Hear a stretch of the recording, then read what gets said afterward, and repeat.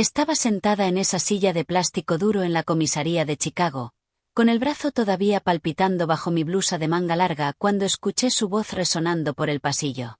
Ethan, mi esposo, el padre de mis hijas, el hombre al que había amado durante 18 años, y su voz sonaba tranquila, encantadora, incluso conversando con alguien en la recepción como si estuviera cerrando un negocio.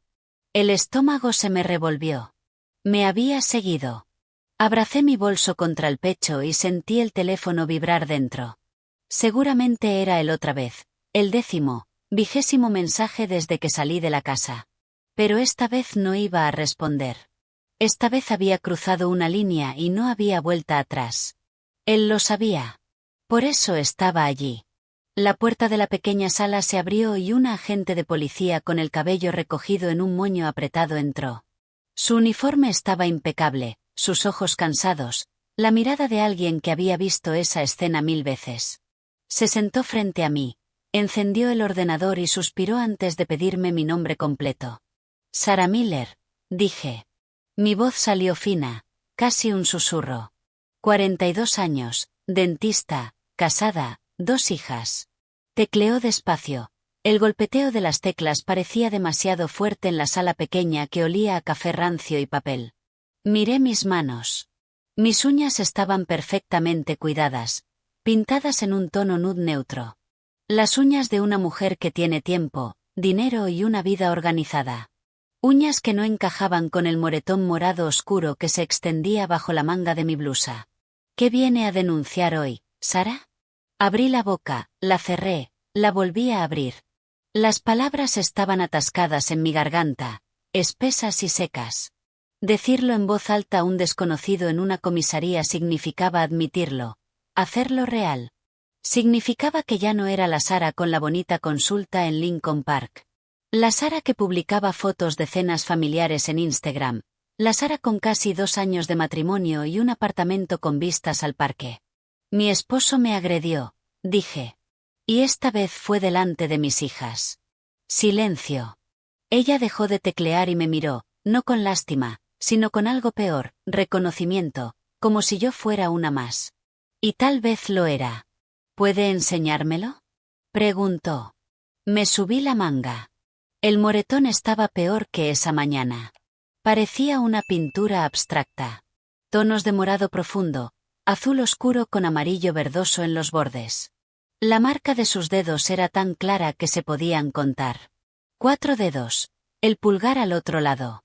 Me había agarrado con tanta fuerza mientras gritaba a centímetros de mi cara que yo era una desagradecida, una histérica, que él trabajaba como un perro para mantener nuestro hogar y yo no lo reconocía, no lo valoraba, no lo merecía. Dijo que no merecía nada de lo que tenía, que sin él yo no era nada.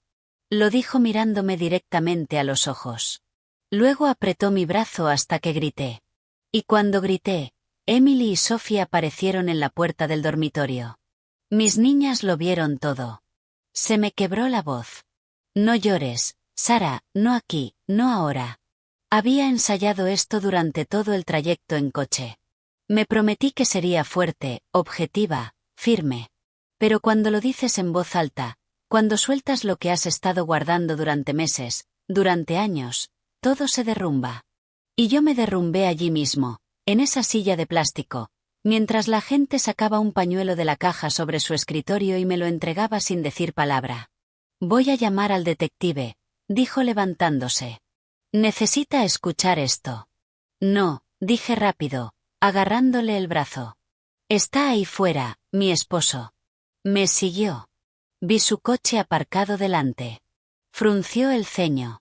¿Tiene una orden de alejamiento? Aún no. Yo solo vine a presentar una denuncia. Necesito pruebas para pedir el divorcio. Necesito que quede constancia de que me golpeó, de que es agresivo, porque intentará usar la custodia de las niñas en mi contra. Siempre lo hace.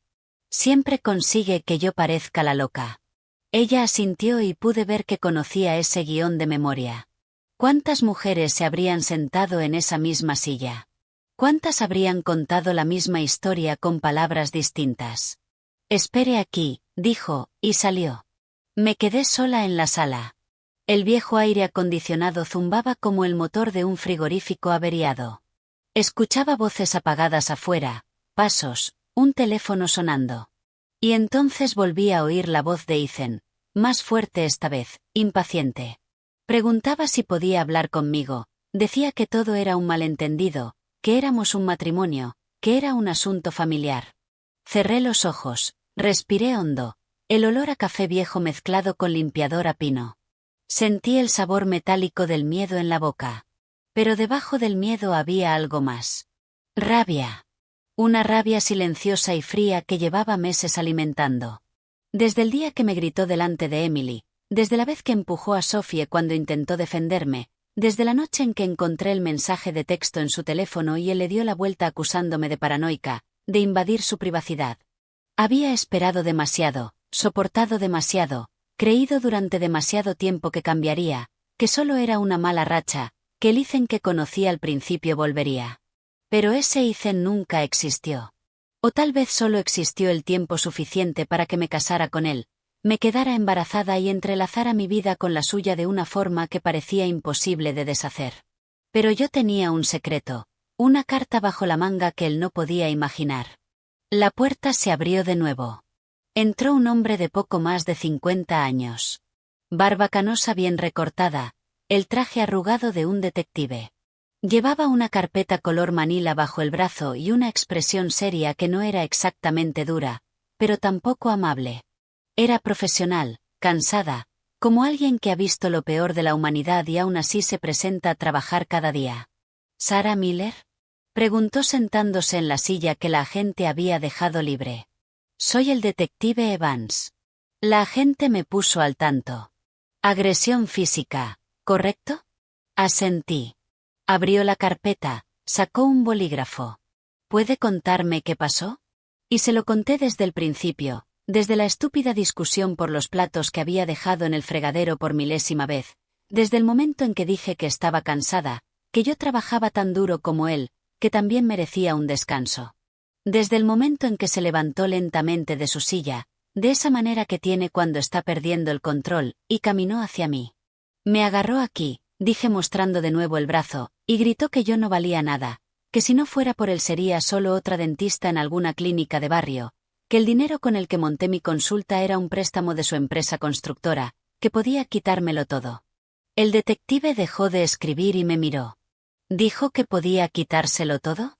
Siempre lo dice, que dependo de él, que sin él no soy nada. ¿Y la clínica, a nombre de quién está? A mi nombre. Compré el local con la herencia de mi madre. Él lo sabe, pero le gusta retorcer las cosas, ¿sabe? Hace que parezca que todo lo que tengo es gracias a él. El detective me observó unos segundos. Luego preguntó, ¿cuál es el nombre completo de su esposo? Ethan Hayes, 45 años, ingeniero civil, socio en esa gran constructora de aquí en Chicago, Hayes Construcción. Su corazón dio un vuelco. Sí, ¿cómo lo sabe? No respondió. En cambio, se levantó, fue a un archivador metálico en la esquina de la sala, abrió un cajón y empezó a buscar algo. El sonido de las carpetas al moverse era ensordecedor. Se me secó la boca. Sarah, dijo, aún de espaldas mientras sacaba una carpeta gruesa. Conozco a ese hombre. Se giró, volvió a la mesa y colocó la carpeta frente a mí. Su nombre estaba escrito en la pestaña, pero no era lo único. Había otros nombres. 3 nombres de mujeres que nunca había visto antes. El detective abrió la carpeta despacio, como quien abre una caja sabiendo que dentro hay una serpiente. Y entonces los vi. Informes policiales. 3. Todos contra Ethan Hayes. Todos por agresión. Todos archivados porque las mujeres se negaron a presentar cargos. El suelo desapareció bajo mis pies. ¿Esto es real? El detective asintió. Su esposo ha sido denunciado por violencia doméstica 3 veces. Casos anteriores a su matrimonio. 2 novias y una prometida. Todas retiraron la denuncia. Lo recuerdo porque yo era agente de patrulla en ese entonces.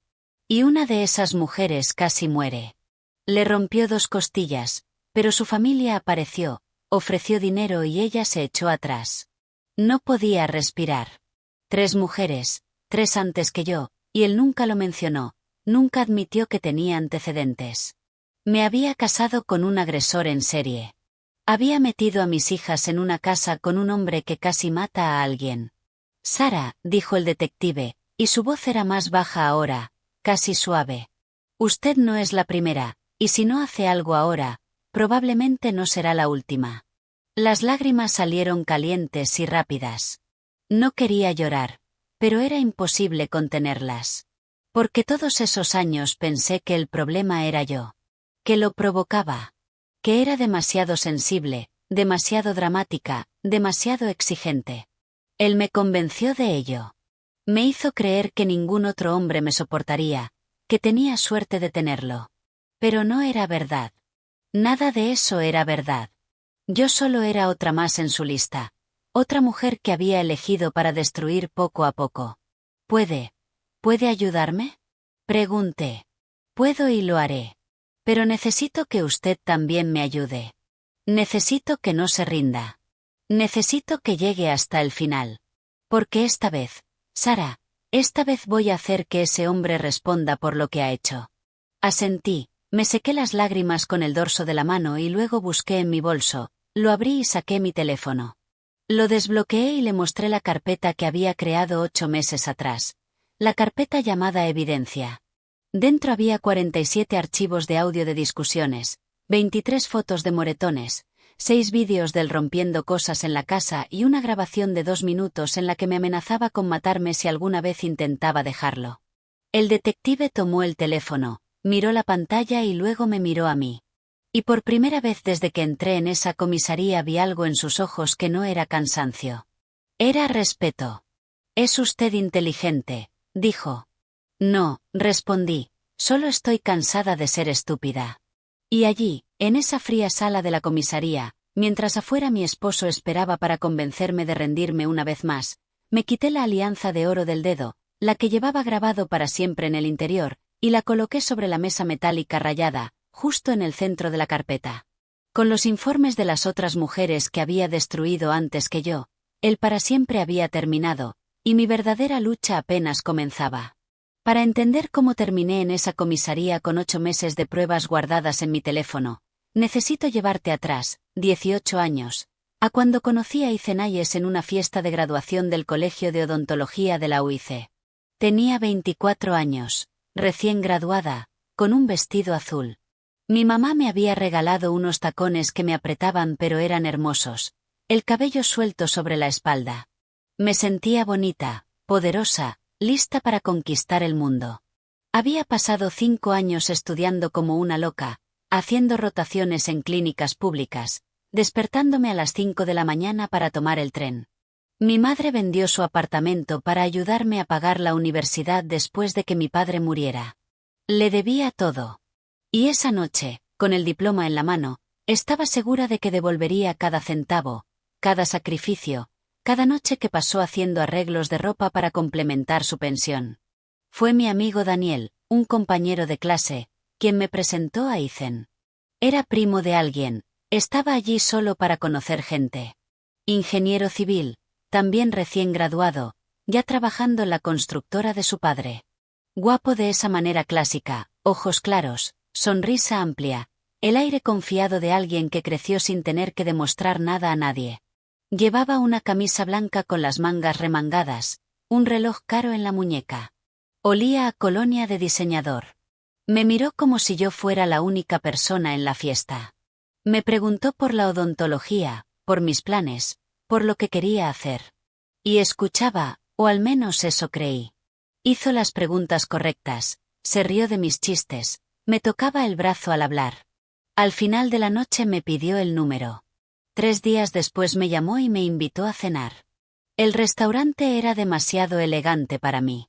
Recuerdo estar nerviosa mirando el menú sin precios, intentando adivinar qué era lo más barato, pero él pidió vino, entrada, plato principal, postre. Pagó sin pestañear, me hizo sentir especial, me hizo sentir que lo merecía. Durante los primeros 6 meses, Ethan fue perfecto. Me recogía, llevaba flores para mi mamá, me presentó a sus padres, gente elegante que vivía en un ático dúplex en la Gold Coast con vistas a Lincoln Park. Su madre, Eleanor, me examinó de arriba abajo en ese primer brunch, evaluando si yo era suficiente para su hijo. Pero sonrió, dijo que era una chica trabajadora, y yo tragué el veneno de ese cumplido fingiendo que era dulce. Ethan me ayudó a montar mi primera consulta. O al menos eso decía. La verdad es que mi madre murió 6 meses después de mi graduación. Cáncer de mama, rápido, agresivo, sin oportunidad. Me dejó un pequeño apartamento en Andersonville, que vendí por $400,000. Usé cada centavo para comprar un local comercial en Lincoln Park y equipar la clínica. Cada sillón, cada autoclave, cada luz fue pagado con el sudor de mi madre. Pero Ethan siempre estaba allí dando su opinión, conociendo proveedores, negociando precios. Y con el tiempo empezó a torcer la narrativa. Les decía a sus amigos que me había ayudado a montar la clínica, que me había prestado dinero, que había usado sus contactos, y yo lo dejaba, porque en ese momento creía que era amor. Creía que me estaba apoyando. Nos casamos 2 años después de conocernos. Una gran boda en un club prestigioso, 300 invitados, un vestido importado que eligió su madre porque el que yo escogí no estaba a la altura. Luna de miel en Hawái. Regresamos y nos mudamos a un apartamento que él había comprado a su nombre.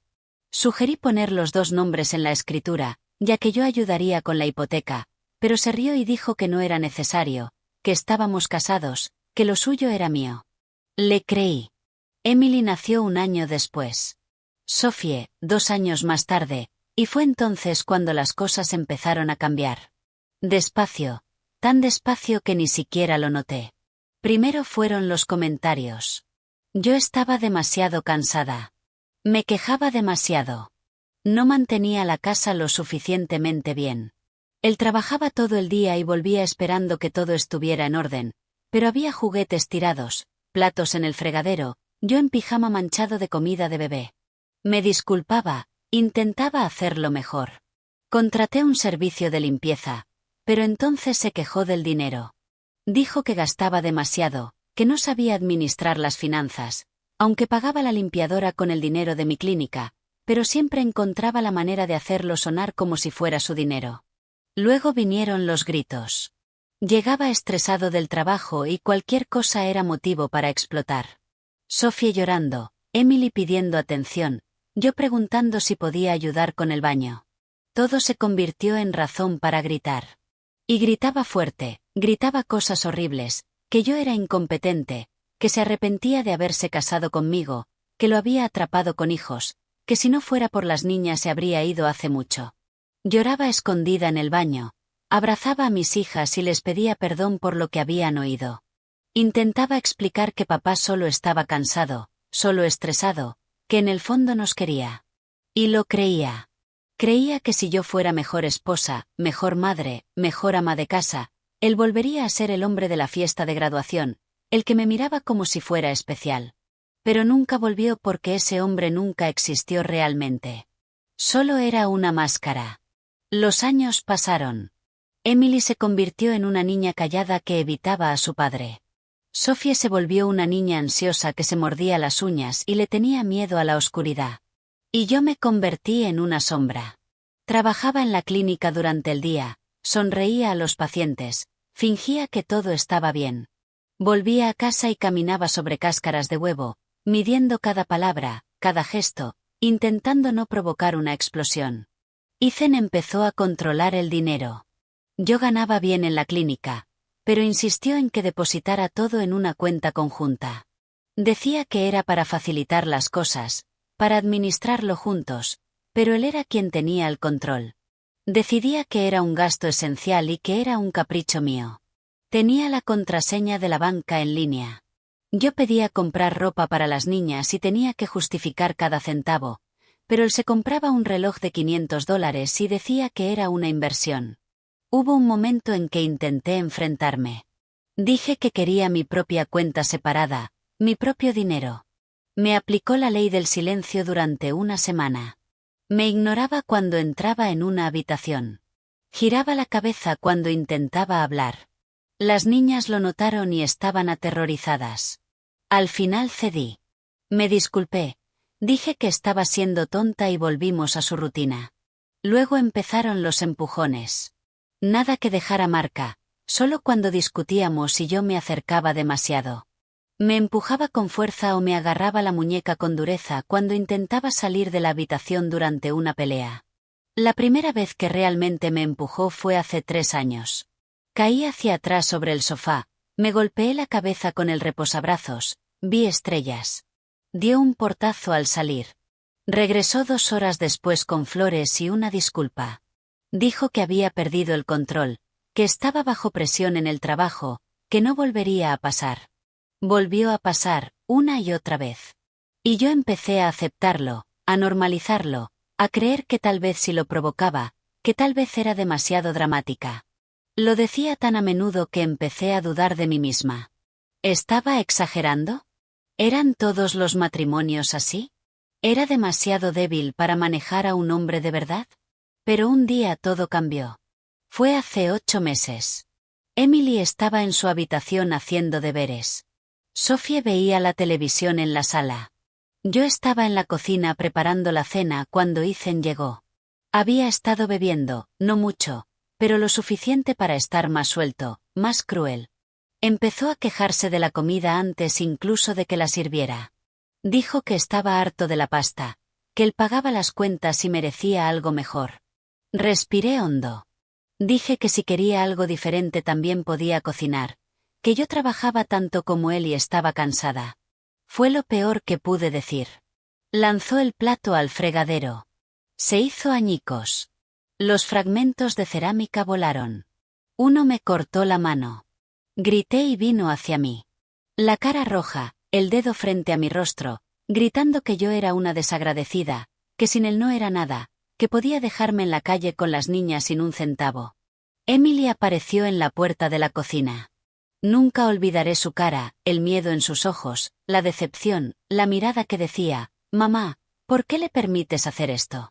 Y en ese momento decidí, no exactamente en ese segundo porque aún estaba demasiado aterrorizada, pero esa noche, acostada a su lado mientras él dormía como si nada hubiera pasado, decidí que me iba. Pero no de cualquier manera. No sin protección, no sin pruebas. Porque conocía a Ethan. Conocía su forma de retorcer la verdad, de hacerme parecer loca, de poner a todos en mi contra. Si simplemente pedía el divorcio, usaría su dinero, sus abogados, sus contactos para destruirme. Intentaría quedarse con la custodia de las niñas, diría que yo era inestable, negligente, que abandoné a la familia. Así que empecé a grabar. Cada vez que empezaba a gritar encendía la grabadora de voz del teléfono y lo dejaba en el bolsillo del delantal, en el bolso sobre la mesa. Grabé 47 discusiones.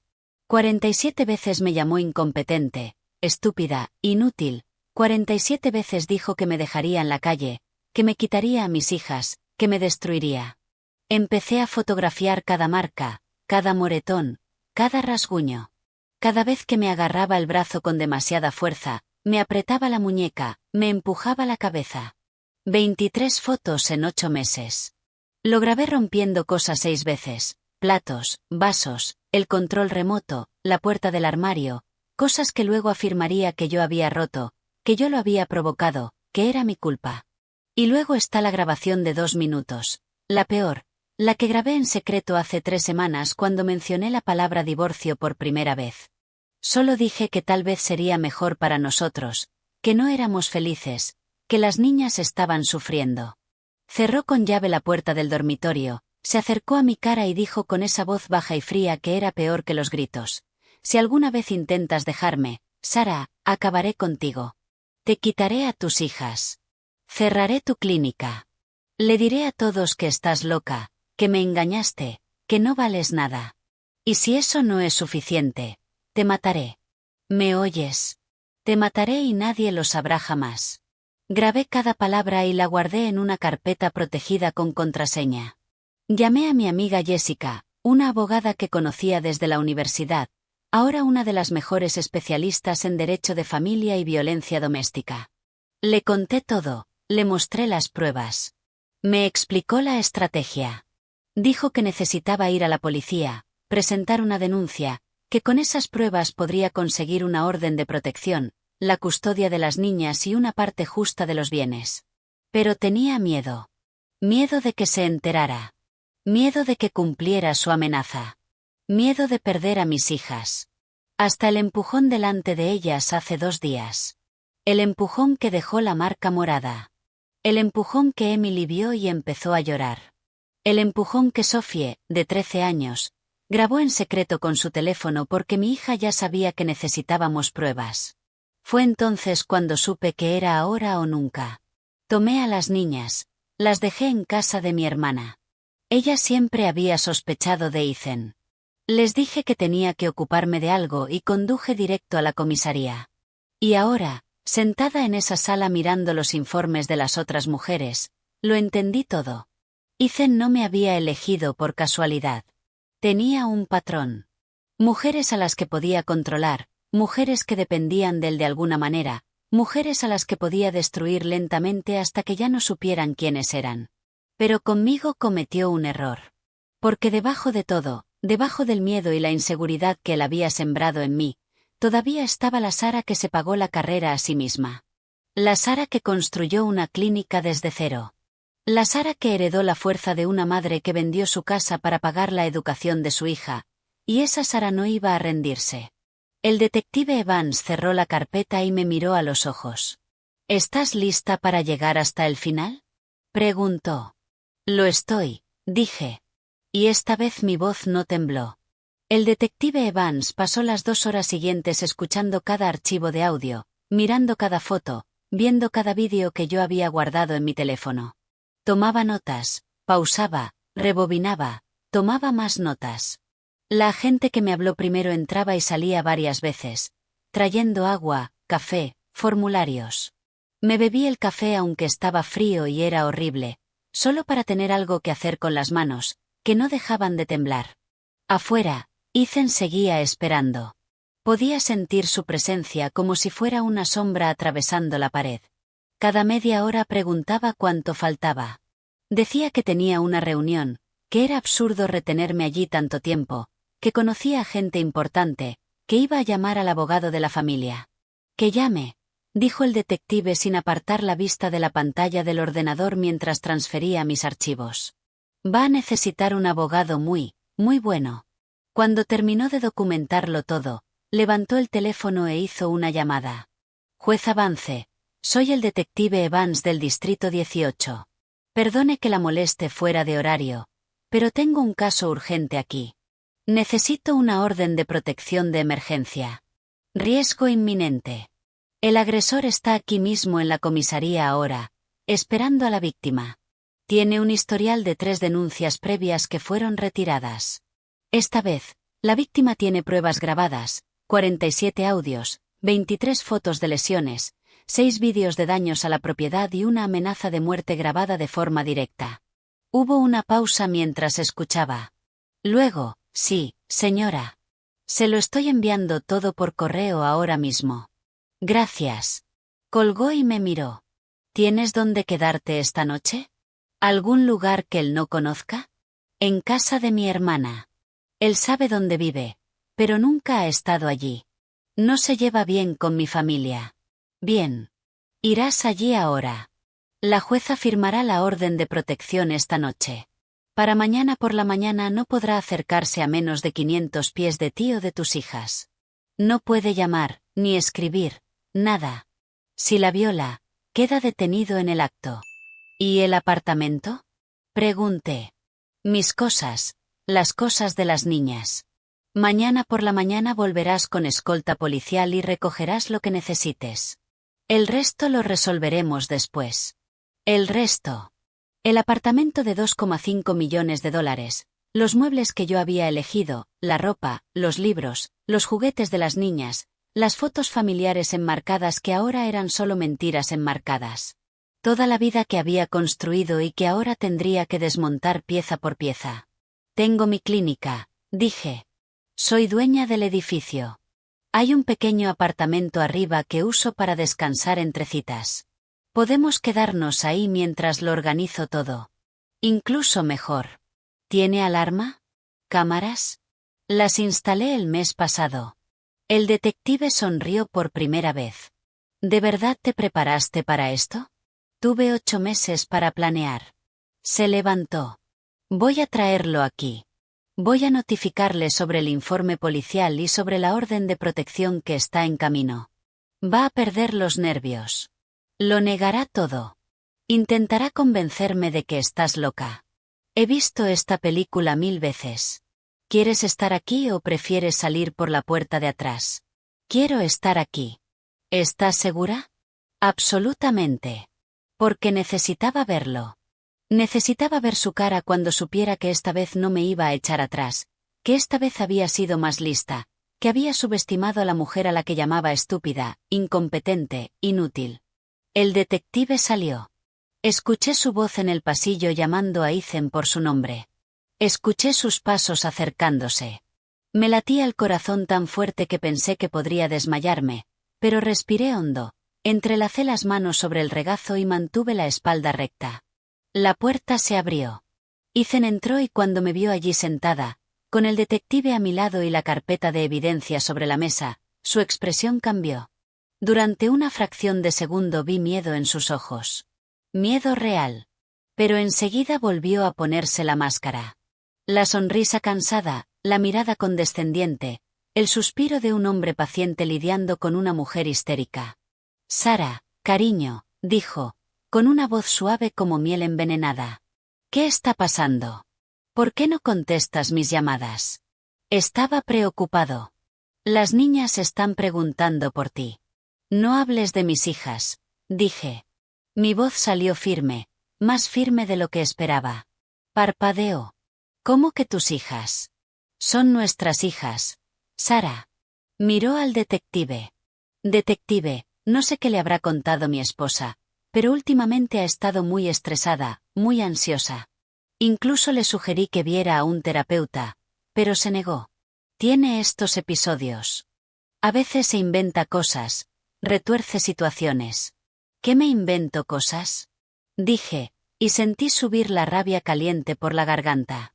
¿Me inventé los 47 audios de ti gritándome insultos? ¿Me inventé las 23 fotos de los moretones que me dejaste en el cuerpo? ¿Me inventé los vídeos de ti destrozando platos y el control remoto? ¿Me inventé tu voz amenazando con matarme si pedía el divorcio? Su cara se quedó blanca.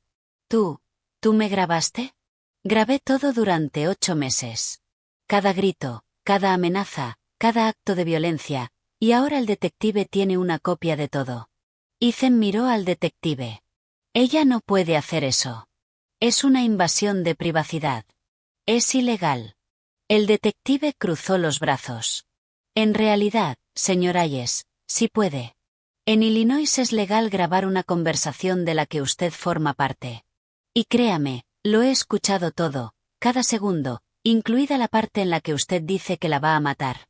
Eso se llama amenaza de muerte. Y combinado con la agresión física, las 23 pruebas fotográficas, los vídeos de daños a la propiedad y el historial de 3 denuncias anteriores que tiene en este departamento, yo diría que está en una situación muy complicada. Ethan dio un paso atrás. ¿Qué historial? ¿Qué 3 denuncias? El detective abrió la carpeta antigua. ¿Reconoce estos nombres? Jessica Smith, denuncia en 2006, retirada. Megan Jones, denuncia en 2008, retirada. Ashley Williams, denuncia en 2010.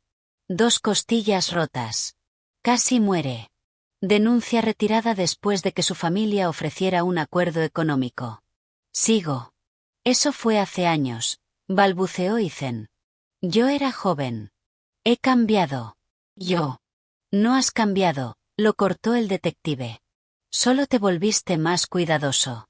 Pero esta vez, señor Hayes, su víctima también fue más cuidadosa. Ethan me miró y vi algo que nunca le había visto. Desesperación real. Se estaba dando cuenta de que había perdido el control, de que la narrativa ya no era suya, de que yo le había dado la vuelta a la situación. Sara, dijo con la voz temblorosa. Sara, cariño, podemos hablar de esto en casa con calma. Sé que he sido difícil. Sé que a veces pierdo los nervios, pero te amo. Amo a nuestras niñas. Podemos arreglarlo. No necesitamos involucrar a la policía. Piensa en las niñas. Piensa en el escándalo. Mis padres, mis socios, todos lo sabrán. Debiste pensar en eso antes de ponerme una mano encima, dije. Dio otro paso hacia mí. Sara. El detective se levantó. Señor Hayes, le sugiero que no se acerque a la víctima.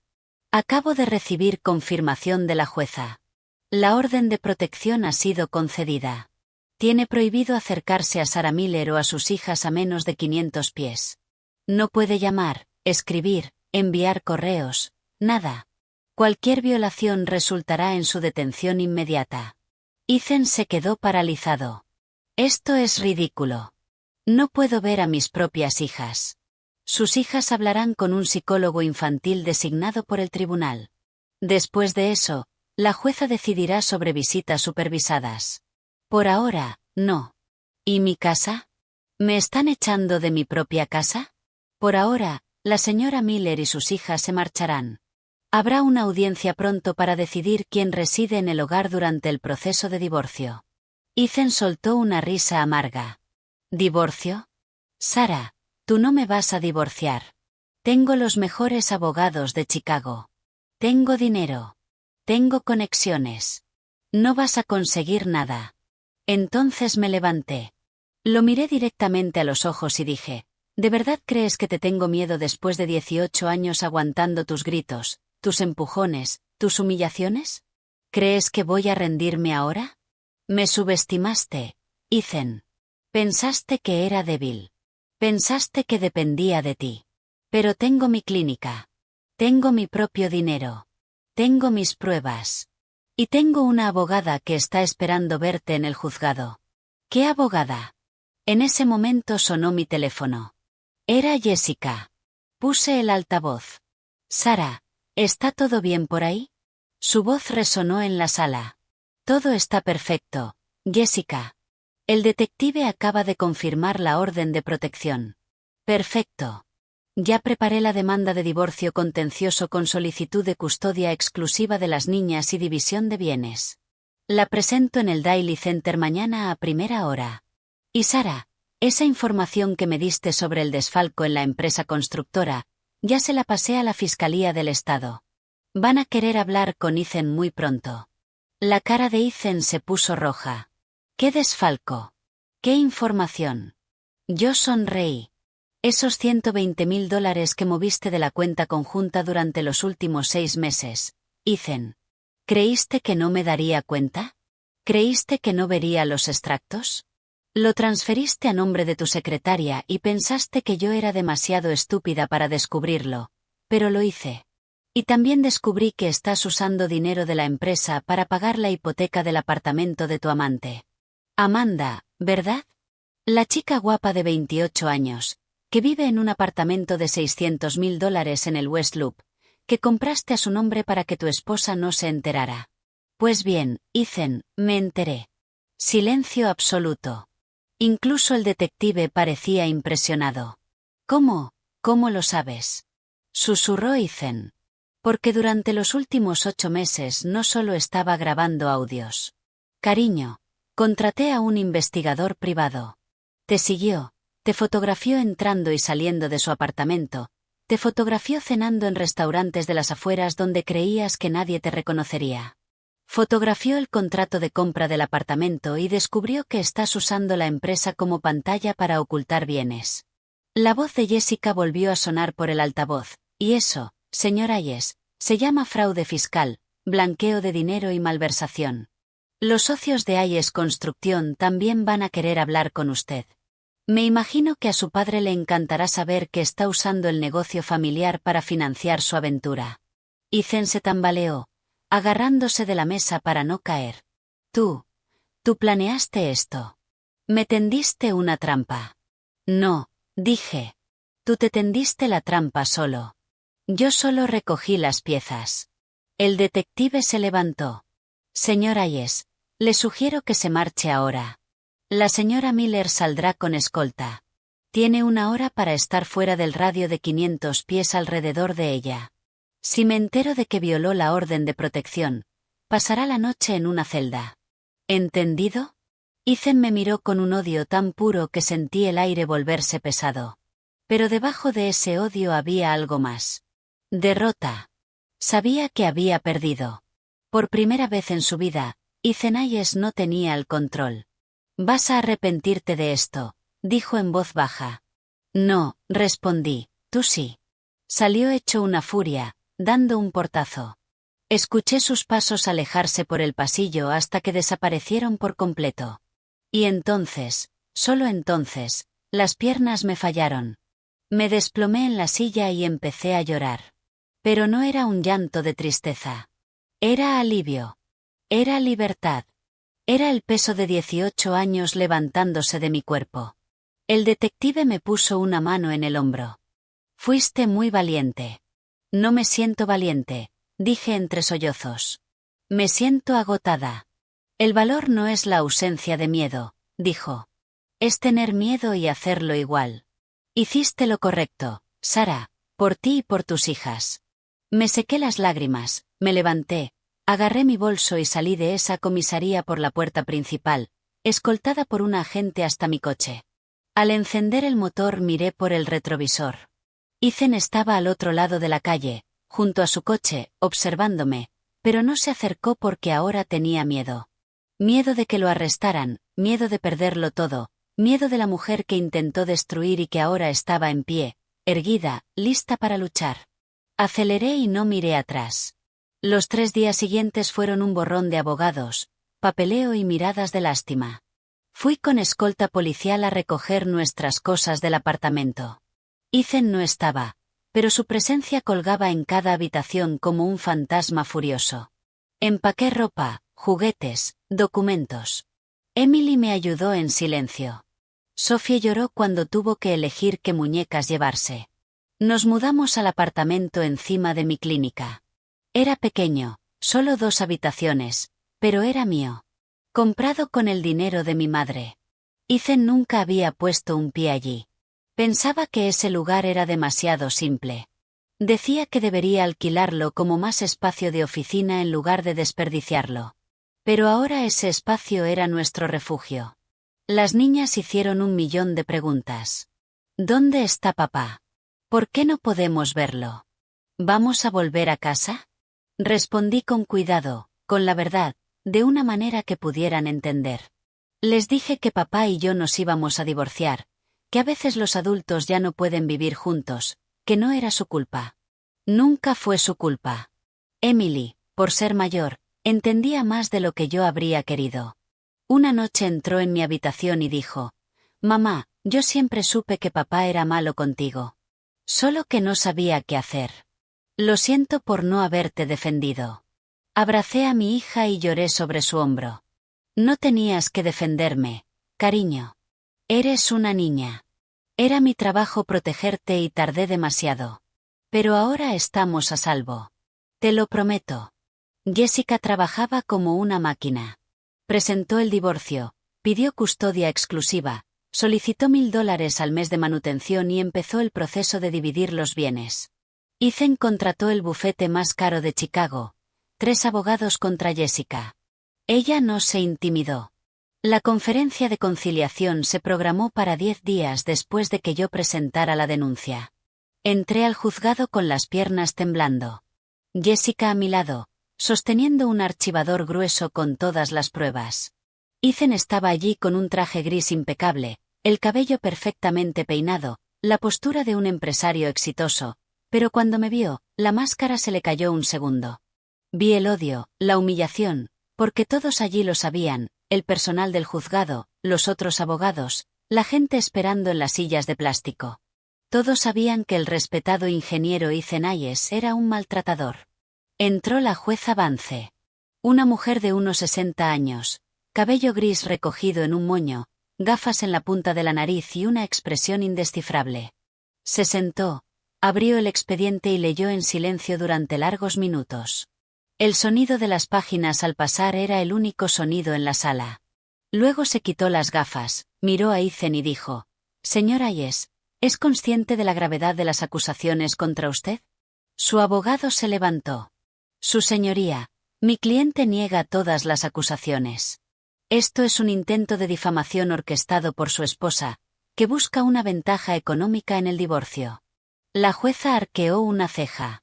Difamación con 47 grabaciones de audio, 23 fotografías, 6 vídeos y una amenaza directa de asesinato, sin mencionar un historial de 3 denuncias previas retiradas. El abogado vaciló. Su señoría, esas denuncias antiguas fueron retiradas porque no tenían mérito. Fueron retiradas porque las víctimas fueron presionadas y pagadas. La jueza lo cortó. He leído los expedientes antiguos. He leído los informes médicos. Una de esas jóvenes casi muere. 2 costillas rotas. Una conmoción. ¿Tiene alguna explicación para el patrón de conducta de su cliente? Silencio. Ethan se movía inquieto bajo la mesa. La jueza me miró. Señora Miller, ¿tiene algo que decir? Jessica me dio un ligero empujón. Me levanté despacio. Su señoría, viví con miedo durante 18 años. Miedo de discrepar con él, miedo de decir lo incorrecto, miedo de provocarlo. Pensé que si yo era mejor esposa, mejor madre, él pararía. Pero nunca paró. Y cuando descubrí que ya le había hecho esto a otras mujeres antes que a mí, entendí que yo nunca fui el problema.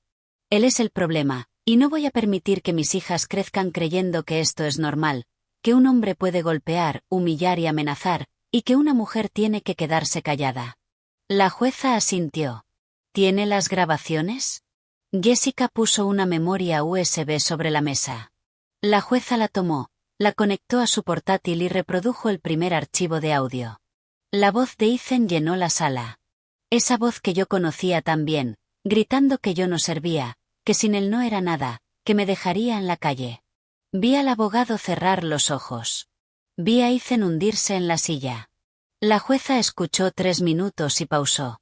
Suficiente, dijo. Señora Miller, se le concede la custodia exclusiva temporal de los menores. Señora Yes, visitas supervisadas cada 2 semanas en el centro familiar del tribunal. Cualquier violación de la orden de protección resultará en su detención. Próxima audiencia en 30 días para hablar de la división de bienes. Están todos despedidos. Me levanté temblando. Jessica me abrazó. Salimos de esa sala y por primera vez en días respiré hondo. Había ganado la primera batalla, pero la guerra estaba lejos de terminar. 3 días después recibí una llamada de Jessica. Su voz tensa. Sara, tenemos un problema. Los padres de Ethan han contratado a un abogado penalista. Están diciendo que fabricaste las pruebas, que las grabaciones fueron editadas, que te lo inventaste todo para sacarle dinero. Se me encogió el estómago. ¿Pueden hacer eso? Pueden decirlo, pero tenemos el análisis forense de nuestro lado. Las grabaciones fueron analizadas y son auténticas. Sin ediciones. Además, tenemos los informes médicos de tus lesiones y el testimonio de las niñas con el psicólogo forense. No podrán revertir esto. Y el caso con la fiscalía, el desfalco, se está moviendo lento, pero se está moviendo. Han abierto una investigación formal, han incautado documentos de Hayes Construcción. Si confirman el fraude, enfrentará cargos por malversación y blanqueo de dinero. Podría recibir entre 2 y 5 años, y la amante, Amanda, desapareció, se fue de Chicago. Por lo que encontró el investigador, se mudó a Nueva York. Probablemente se asustó de verse involucrada en la investigación. Así que también perdió a su amante. Por primera vez en días, Jessica se rió. Perdió a su amante. Está perdiendo su matrimonio y podría perder parte de su empresa. Yo diría que el karma está trabajando horas extra. Pero el karma aún no había terminado. Una semana después de la audiencia, el padre de Ethan, Richard Hayes, el fundador de la constructora, pidió una reunión conmigo. No quería ir. Me aterrorizaba el hombre que siempre me miró como si yo fuera mercancía defectuosa que su hijo había traído a casa. Pero Jessica dijo que era importante, que necesitaba escuchar lo que tenía que decir. Nos reunimos en una cafetería neutral en el centro. Llegó puntual, traje oscuro, corbata, cabello blanco peinado hacia atrás. Se sentó frente a mí sin saludar.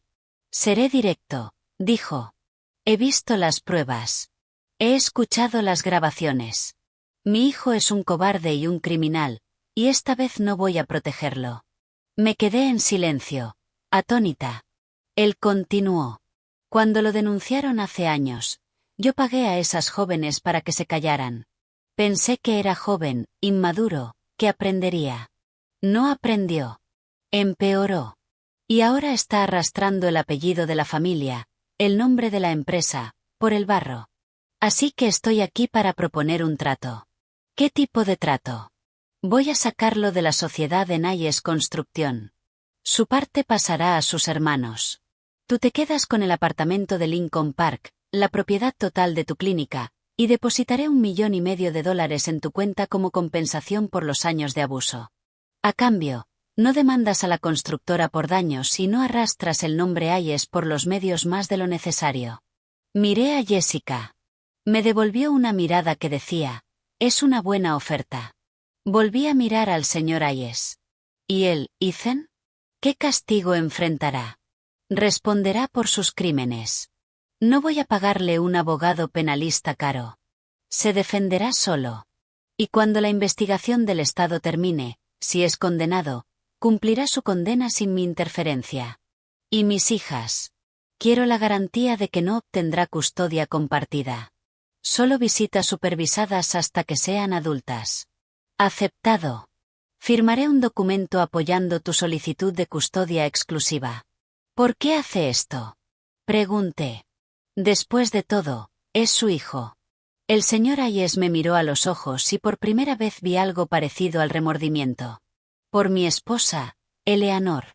Ella te dijo algo hace muchos años, la primera vez que viniste a nuestra casa. Te dijo que eras una chica trabajadora. ¿Recuerdas? Recuerdo. Eso fue una advertencia. Era su manera de decirte que no te casaras con mi hijo, porque ella sabe. Siempre ha sabido lo que él es. Y ella vivió 35 años de matrimonio soportando a un hombre como él. Yo era como él con ella. Yo gritaba. Yo controlaba. Yo humillaba. Nunca le pegué, pero la destruí igual. Y cuando vi las denuncias contra mi hijo años atrás, lo negué. Fingí que no era verdad, porque admitir que mi hijo era un monstruo significaba admitir que yo también lo era. Hizo una pausa, respiró hondo. Pero el otro día, después de que todo saliera a la luz, Eleanor me dijo que ya no va a vivir en silencio, que si no hago lo correcto ahora, me dejará, y contará públicamente lo que le hice durante décadas. Así que estoy haciendo esto por ella, por ti y por tus hijas, porque ninguna mujer debería pasar por lo que tú pasaste. Me quedé sin palabras. Acepté el trato. Jessica redactó los términos. El señor Ayes firmó y 3 días después, $1,500,000 aparecieron en mi cuenta bancaria. El apartamento pasó a mi nombre. Ethan fue expulsado oficialmente de la constructora. Y cuando la noticia se filtró, cuando todo Chicago se enteró de que el ingeniero Ethan Ayes había sido repudiado por su propio padre por violencia doméstica, su reputación se derrumbó. Sus socios se fueron, los clientes desaparecieron. La investigación de la fiscalía se aceleró y, 2 semanas después, Ethan fue acusado formalmente de malversación y blanqueo de dinero. Intentó llamarme una vez, 7 veces, envió mensajes diciendo que era mi culpa, que yo lo había destruido, que lo pagaría. Cada mensaje fue reenviado al detective, cada llamada documentada. Violó la orden de protección 6 veces. A la 7ª, fue arrestado. Pasó 3 días en la cárcel antes de salir bajo fianza, pero el daño ya estaba hecho. La prensa se apoderó de la historia. Ingeniero de una familia prominente de Chicago arrestado por violencia doméstica y delitos financieros. Su nombre se volvió sinónimo de vergüenza. Y yo estaba en pie, la cabeza alta, mis hijas a mi lado, mi clínica prosperando, con dinero suficiente para empezar de nuevo. Sin miedo, sin vergüenza, sin cadenas. 6 meses después, estaba sentada en el balcón del nuevo apartamento que había comprado. No era enorme como el de Lincoln Park, pero era mío. Comprado a mi nombre, solo con mi dinero, sin nadie que me dijera que no lo merecía. 3 habitaciones, 2 baños, Una cocina con una isla central donde a Emily le gustaba hornear pasteles los fines de semana. Sophie había elegido el color de la pared de su habitación, lila. Se lo permití. Después de tanto tiempo viviendo en una casa donde Ethan controlaba cada decisión, dejar que mi hija de 13 años eligiera el color de su propia pared se sintió revolucionario. Estaba tomando café, viendo salir el sol sobre la ciudad, cuando sonó mi teléfono. Era el detective Evans. Sara, buenos días. Perdona que llame tan temprano. No pasa nada, detective. ¿Ha ocurrido algo? Sí. Ayer salió el veredicto del caso penal. Ethan fue declarado culpable. Fue condenado a 4 años y medio en una prisión estatal por malversación, blanqueo de dinero e intimidación. Empezará a cumplir la condena el mes que viene. Cerré los ojos y respiré hondo. 4 años y medio. No era suficiente para lo que había hecho. Nunca lo sería, pero era algo. Era el sistema funcionando. Era el sistema diciendo que hombres como él no se salen con la suya para siempre. Gracias por avisarme, dije. Y hay una cosa más. Las otras 3 mujeres a las que agredió se pusieron en contacto conmigo. Vieron el caso en las noticias. Quieren reabrir sus denuncias antiguas. Ahora que él ha sido condenado, se sienten lo bastante seguras como para hablar. Así que el proceso podría alargarse. Podría recibir más tiempo. Sentí algo cálido en el pecho. No era felicidad. Era justicia. Por fin van a recibir apoyo. Las he derivado a una red de abogados pro bono que se especializan en esto.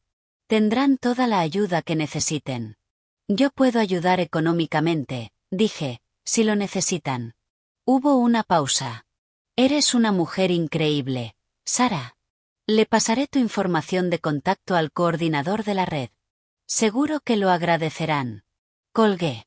Me quedé allí sentada, sosteniendo la taza de café ya frío, viendo cómo el cielo se volvía naranja. Y por primera vez en muchísimo tiempo me sentí ligera. No feliz. Todavía no.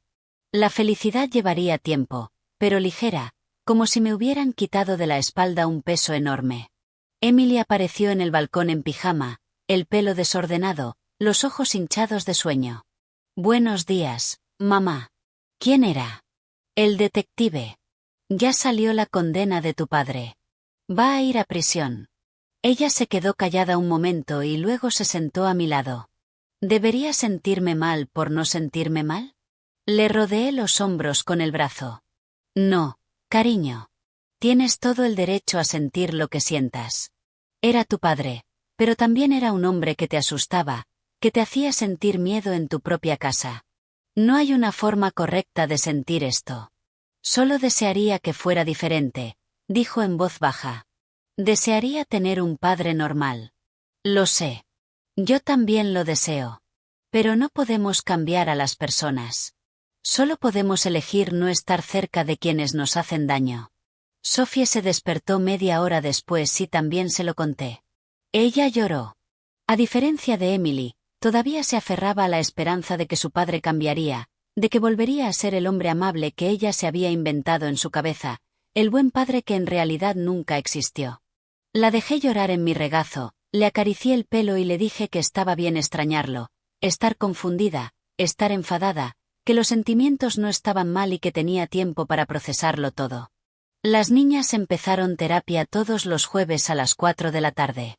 Las llevé a una psicóloga especializada en trauma infantil. Hablaron del miedo, de las peleas que presenciaron, de la noche en que vieron a su padre hacerme daño, y poco a poco, sesión tras sesión, empezaron a sanar. Yo también empecé terapia.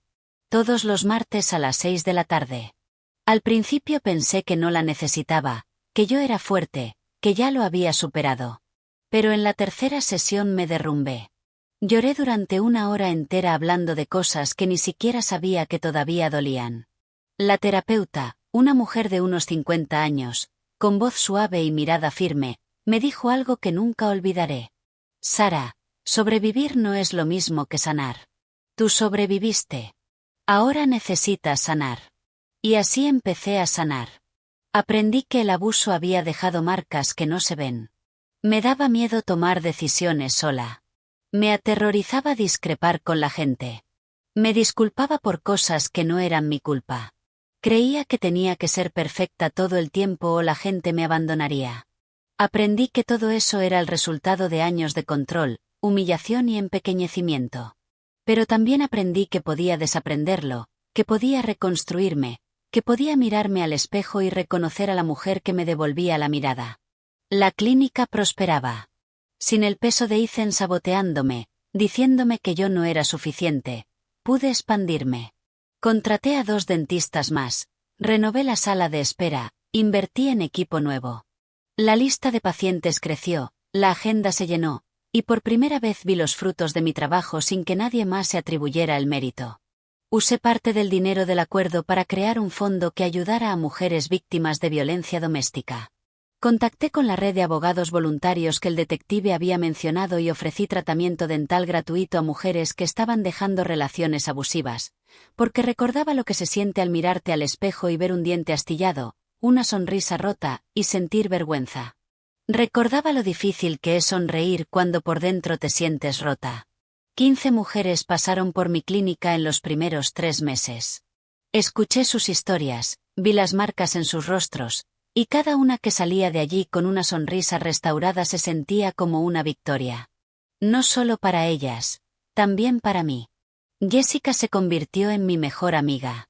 Almorzábamos juntas todos los viernes. Me contaba sus casos y yo veía que mi historia no era única. Había mujeres con historias peores, historias que me hacían llorar en medio del restaurante. Pero también había historias de victoria, mujeres que salieron, que reconstruyeron, que estaban de pie por sí mismas. Y entendí que formar parte de esa red, de esa cadena de mujeres ayudando a mujeres, era parte de mi sanación. 3 meses después de la condena estaba en la clínica cuando mi recepcionista me llamó. Hay una mujer aquí que pide hablar contigo. Dice que es importante. Era Jessica Smith, una de las 3 mujeres a las que Ethan había agredido antes que a mí. Era mayor que yo, de unos 48 años, con el pelo corto y los ojos cansados, pero había firmeza en su manera de estar. Entró en mi despacho y se quedó allí mirándome. ¿Tú eres Sara? Sí, lo soy. Quería darte las gracias por tener el valor que yo no tuve. Cuando me pegó, lo denuncié, pero luego me eché atrás. Acepté el dinero. Fingí que nunca pasó. Y he cargado con eso durante 18 años. La culpa, la vergüenza. Me casé, tuve hijos, construí una vida, pero siempre supe que dejé a un monstruo libre. Y cuando vi tu caso en las noticias, cuando vi que tú no te rendiste, decidí que ya no iba a vivir con esa culpa. Reabrí mi denuncia. Y ahora él también va a responder por lo que me hizo. Ella estaba llorando. Me levanté, la abracé y lloramos juntas. 2 desconocidas que compartían la misma pesadilla sosteniéndose la una a la otra. No es tu culpa, le dije. Hiciste lo que pudiste en ese momento, y ahora haces lo que puedes ahora, y eso es más que suficiente. Las otras 2, Megan y Ashley, también reabrieron sus casos. Quedamos para tomar un café. Nos reunimos un sábado por la tarde. 4 mujeres sentadas alrededor de una mesa contando historias que habíamos mantenido ocultas durante años. Y fue extraño, doloroso, pero también liberador, porque ya no estábamos solas. El juicio por las denuncias antiguas tuvo lugar 4 meses después. Yo fui testigo. Jessica, Megan y Ashley también declararon. Ethan estaba allí con uniforme de preso, las manos esposadas, la mirada vacía. Había adelgazado, el pelo estaba más canoso, la postura encorvada. Parecía 10 años mayor. Cuando llegó mi turno de declarar, lo miré y no sentí rabia, ni miedo. Sentí lástima, porque lo había tirado todo por la borda. Su familia, su dinero, su respeto, su libertad. ¿Para qué? Para alimentar un ego enfermo, para ejercer poder sobre las mujeres. Y ahora estaba allí, roto, cosechando lo que había sembrado. Fue declarado culpable y condenado a 3 años más, para un total de 7 años y medio en prisión. Cuando salimos del juzgado, las 4 íbamos del brazo. Y el detective Evans también estaba allí, esperándonos junto a la puerta.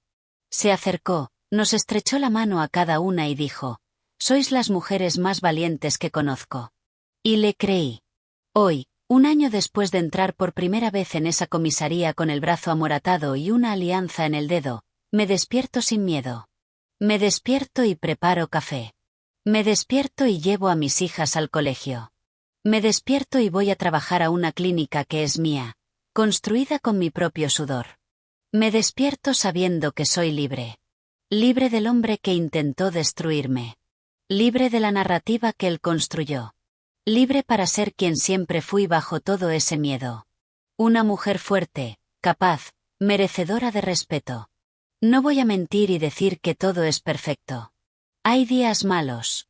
Hay noches en las que me despierto de una pesadilla en la que él me está gritando. Hay momentos en los que me sorprendo disculpándome por cosas triviales, actuando como si necesitara la aprobación de alguien. Pero esos momentos son cada vez más raros. Y cuando llegan, respiro hondo, recuerdo lo lejos que he llegado y sigo avanzando. Las niñas están bien. Emily cumplió 17 y entró en Northwestern para estudiar psicología. Quiere ayudar a otras personas que han pasado por lo que ella pasó.